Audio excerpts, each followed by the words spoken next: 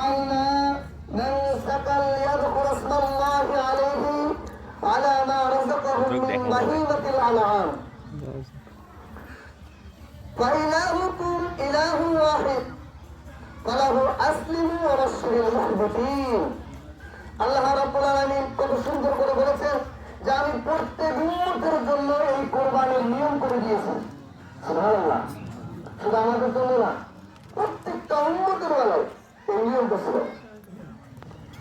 কেন? যাতে তারা আল্লাহর দেওয়া চতুষ্প প্রাণীর উপর আল্লাহর নাম স্মরণ করতে পারে। সুবহানাল্লাহ। আরো বলেছেন আল্লাহ ফাইলাহুকুম ইলাহু ওয়াহিদ, তোমরা স্মরণ করো সে আল্লাহ তাআলাকে।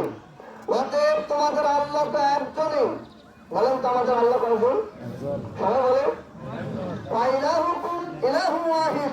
অতএব তোমাদের আল্লাহ যদি একজনই হয়ে থাকে, সে আল্লাহর অধীনেই থাকো।